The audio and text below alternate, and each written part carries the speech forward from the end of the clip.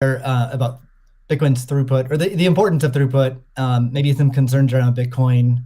Can you speak? Do you think Bitcoin can become peer-to-peer cash? Well, Bitcoin does have a fundamental scarcity limit at the base layer that's designed in. That doesn't mean you can't have some layer two system in theory like Lightning. And I understand Lightning is doing well in some small countries.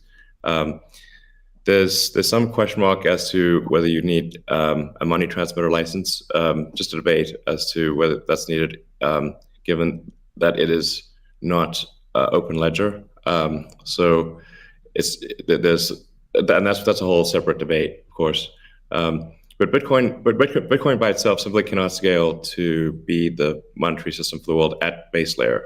But with a second layer, this is possible depending upon how that second layer is implemented.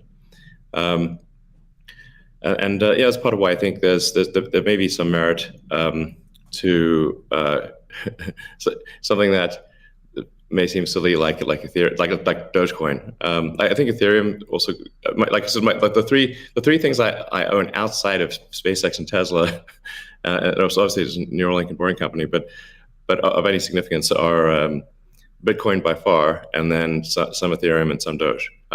So if the price of Bitcoin goes down, I lose money. I'm not sort of I might pump, but I don't dump. So, it's not a case of I definitely do not believe in getting the price high and selling or anything like that. And I would like to see Bitcoin succeed.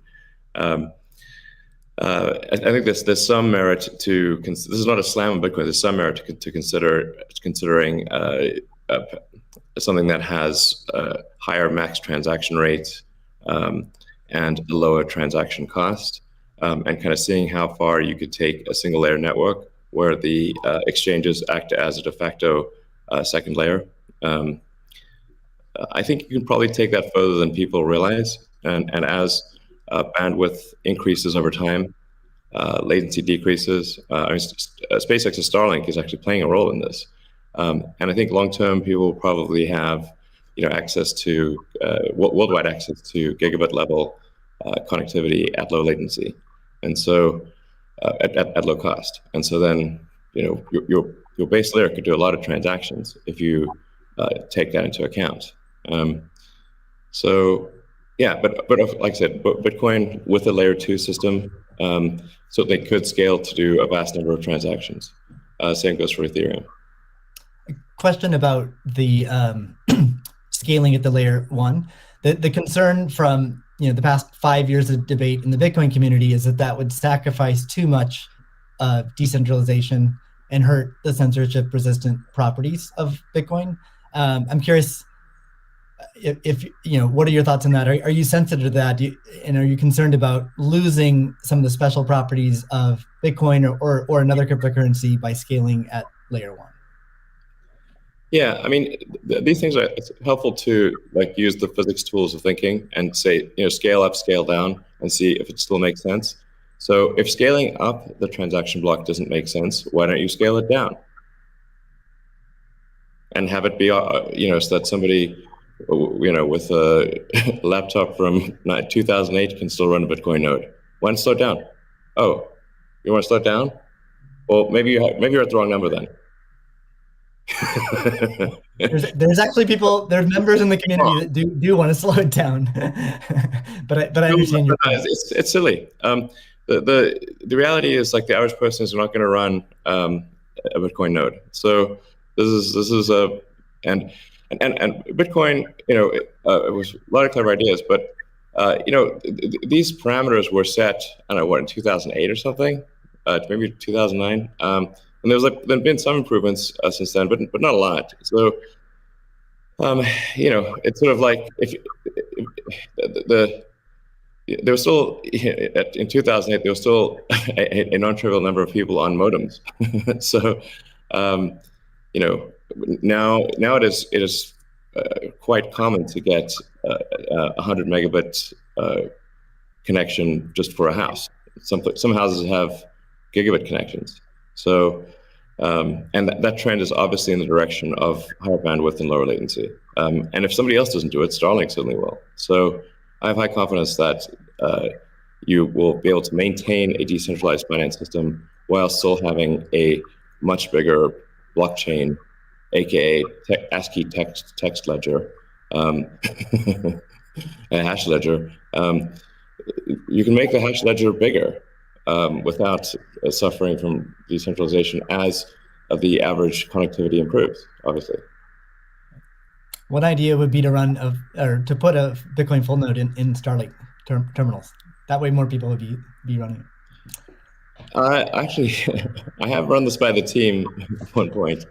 I had this idea, which is kind of off the wall, but like, let's say you need a little space heater, and normally your space heater would just be pure entropy. But what if that space heater was also a Bitcoin, Ethereum, Doge mining node?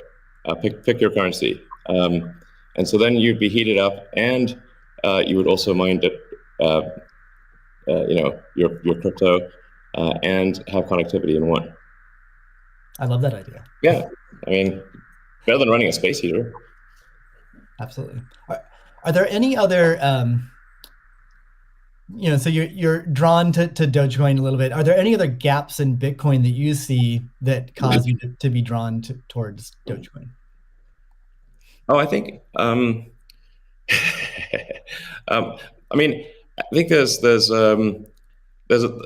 Doge has the Doge community, I think, is somewhat irreverent, obviously, and has great memes and loves dogs, and I love dogs and memes, and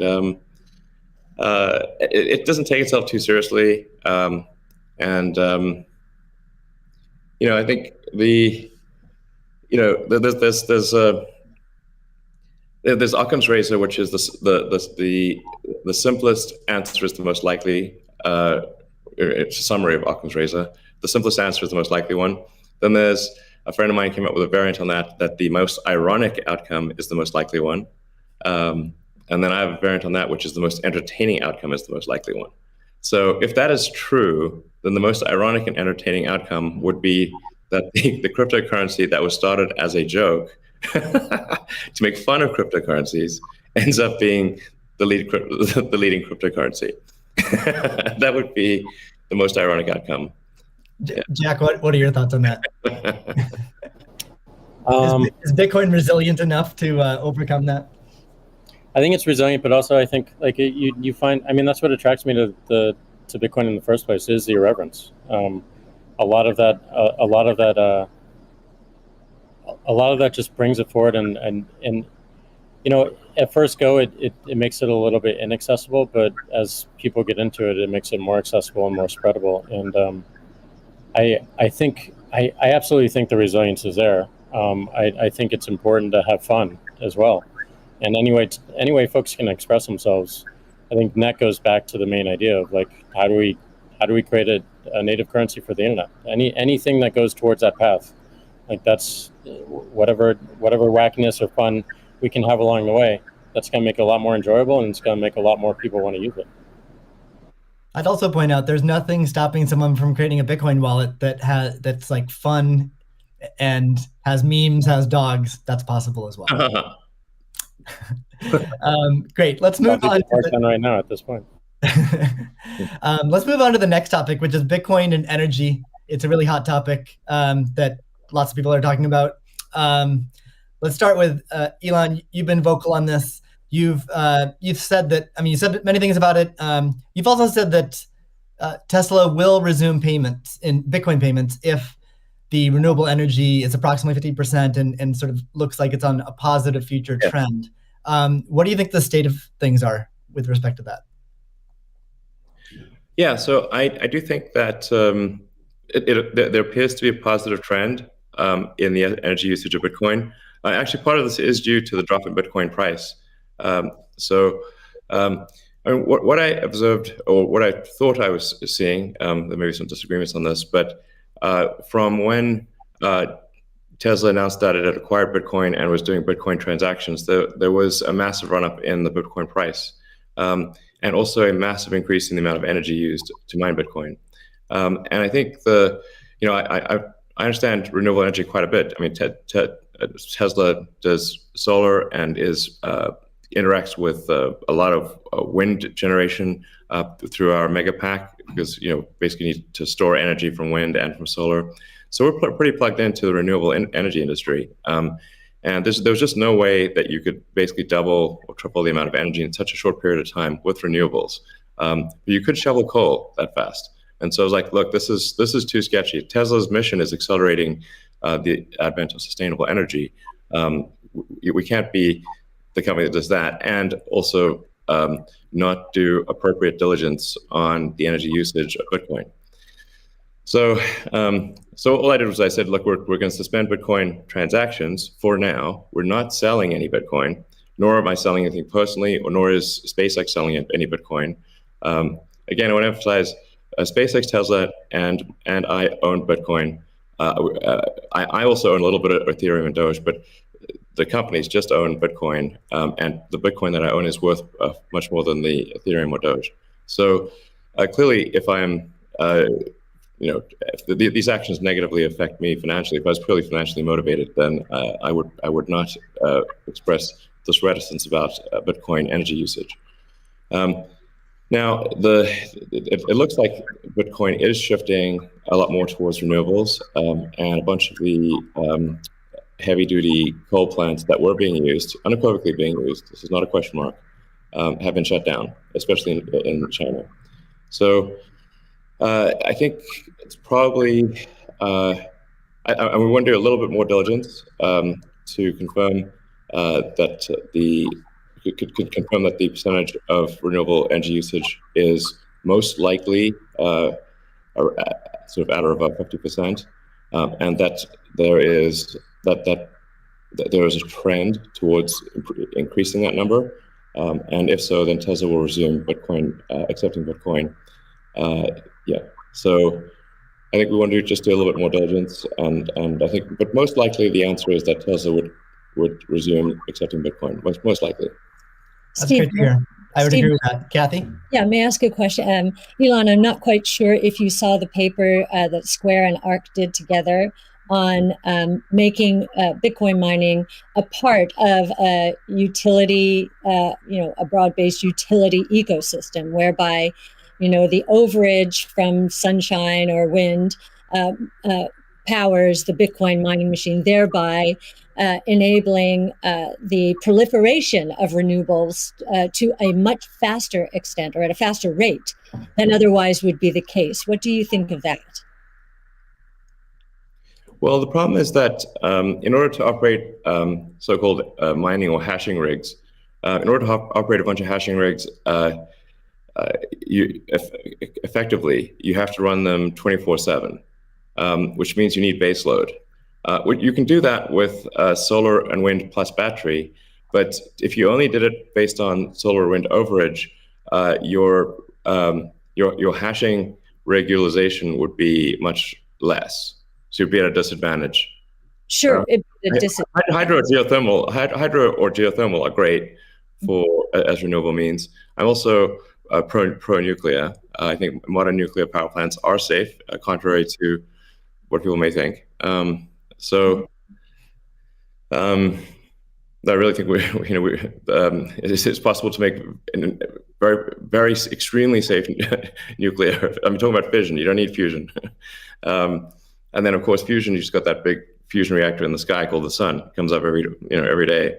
But I think a combination of solar and wind plus stationary storage will get you that base load, so you can run hashing 24/7. Jack, I'm curious. You've stated that Bitcoin incentivizes renewable energy. That's what we're talking about now. Do you have any additional thoughts on that? Yeah, I mean, everything that Elon said and Kathy mentioned, but it's also incentivizing a lot of innovation in just energy space, and just like looking at unused energy. There's a company called Great American Mining that caps the methane flares on oil fields to power their rigs, and you just imagine, and you mentioned nuclear, Elon, as well, and just imagine all the unused energy that is just being wasted every single day. And being able to get that energy and converting it into a secure, sound money system for the planet feels like a worthy trade-off. And that's the sort of incentive that I think is most powerful, is like, how do we reuse what is being currently just dumped on the ground and wasted and not considered, and how do we do that at scale? And I think that's a bigger conversation that I think is missing. But I agree with everything that Elon has said, and also, the paper we put forth. I'm curious if any of you have thoughts on how what the industry can do to accelerate the transition to renewable energy. And like Elon specifically, could Tesla Energy or Starlink play a role?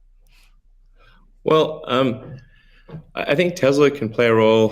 Tesla's literal reason for existence. The reason I've put so much of my life energy into Tesla, which is a lot. In fact, I would say that I've had some pretty tough life experiences, and Tesla is responsible for probably 2/3 of all personal and professional pain combined. Just to give you a sense of perspective there. So this is a hella hard situation. But we do solar, commercial solar, solar retrofit, as well as the solar roof. And we make consumer battery packs called Powerwall for houses and small businesses. And then the utility scale, which are gigantic. We've done now a number of gigawatt hour installations. That's a lot. That's a lot. And a lot of them actually have been for load leveling the grid. Mostly they are. And combined with the first really big one we did, which is 100 megawatt installation in Australia. That's actually helped stabilize a huge portion of the South Australian grid because it's able to react so fast. In fact, at first, because they've got a billing system in Australia that I think works at the sort of millisecond level, and we were operating at the microsecond level. So the system was operating so fast that the measuring system couldn't see it. But so Tesla's certainly doing a lot to enable renewables, especially wind and solar. And in fact, the limiting factor for us right now is cell production. So we need to both internally get the Tesla internal battery cells produced, as well as increase supply from suppliers. Generally, when I talk to our suppliers and they say, how many cells would you like us? How many cells can you make? Because sometimes they're concerned, is Tesla going to compete with them on cells? I'm like, no. If you want to make the cells, be our guest. It's just that we need a crazy number of batteries, and they need to be done. It obviously needs to be mined and produced and manufactured in an ethical and environmentally sound way. So, Tesla, we really do aspire to be the good guys, to be a company that people can believe in. It doesn't mean we don't make mistakes, but that's what we try. So, but I think generally hydro, especially existing hydro, is good for mining. Geothermal, there's lots of places in the world that have geothermal energy. Like I said, nuclear is also good. I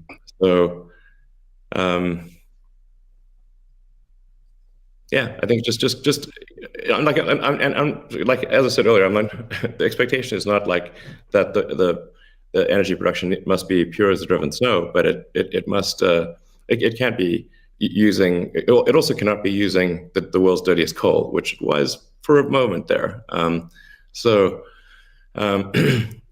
That's just difficult for Tesla to support in that situation. So I think.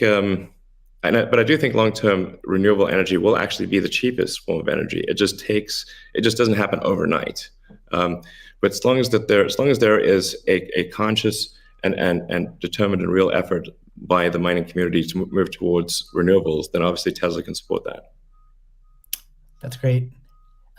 Kathy, we've been talking a lot about energy, but many institutions are facing questions around Bitcoin's relationship with ESG.